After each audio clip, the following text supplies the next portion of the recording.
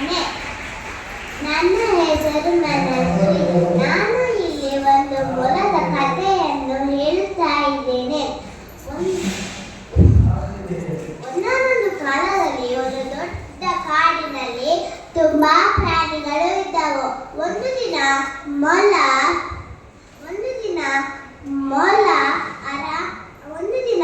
ಮೊಲ ನದಿಯ ಪಕ್ಕದಲ್ಲಿ ಇದ್ದ ಹುಲ್ಲನ್ನು ತಿಂದು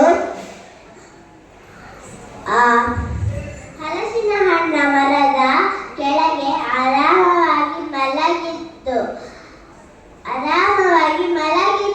ಒಂದು ದೊಡ್ಡ ಮಾಗಿದ ಹಲಸಿನ ಹಣ್ಣು ತೊಪ್ಪನೆ ಕೆಳಗೆ ಬಿತ್ತು.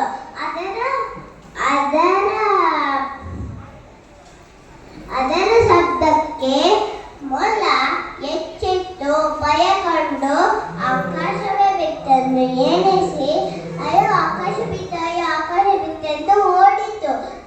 ಹೀಗೆ ಓಡುತ್ತಿರುವಾಗ ಮೊಲಕ್ಕೆ ಜಿಂಕೆ ಎದುರಾಯಿತು. ಏಕೆ ಹೀಗೆ ಓಡುತ್ತಿರುವಿರಿ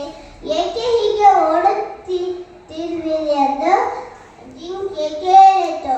ಅದಕ್ಕೆ ಮೊಲ ಹೇಳಿತು, ಅಲ್ಲಿ ಆಕಾಶ ಬಿತ್ತಂತ. ಮೊಲದ ಮಾತು ಕೇಳಿ ಕೂಡ ಜಿಂಕೆ ಕೂಡ ಓಡತೊಡಗಿತು.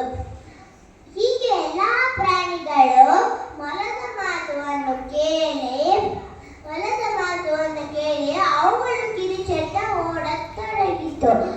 ಈ ಕಾಡಿನ ರಾಜಸಿಂಹ ಆರಾಮವಾಗಿ ಗುಹೆಯಲ್ಲಿ ಮಲಗಿತ್ತು.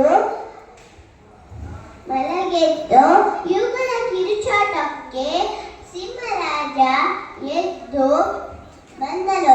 ಏಕೆ ಹೀಗೆ ಓಡುತ್ತಿರುವಿರಿ ಎಂದು ಸಿಂಹ ಗರ್ಜಿಸಿತು. ಅವಾಗ ಎಲ್ಲಾ ಪ್ರಾಣಿಗಳು ಭಯಗೊಂಡು ಸುಮ್ಮನಾದವು. ಕಡೆಗೆ ಜಿಂಕೆ ಹೇಳಿತು, ಅಲ್ಲಿ ಆಕಾಶ ಬಿತ್ತಂತ. ಎಲ್ಲಿ ಆಕಾಶ ಬಿತ್ತು ಎಂದು ಕೇಳಿದ ಎಲ್ಲಾ ಪ್ರಾಣಿಗಳು ಮೊಲದ ಹತ್ರ ಬೆರಳು ಮಾಡಿದವು.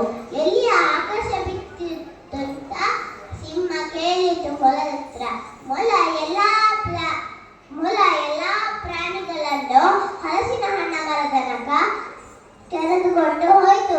ಆವಾಗ ನೋಡುವಾಗ ಹಲಸಿನ ಹಣ್ಣು ಕೆಳಗೆ ಬಿತ್ತು ಚೆಲ್ಲಾಪಿಲ್ಲಿಯಾಗಿ ಅಲ್ಲಿ ಹರಡಿಕೊಂಡದ್ದು. ಎಲ್ಲಿ ಆಕಾಶ ಬಿತ್ತು?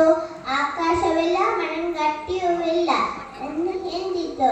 ಈ ಕಥೆಯ ನೀತಿ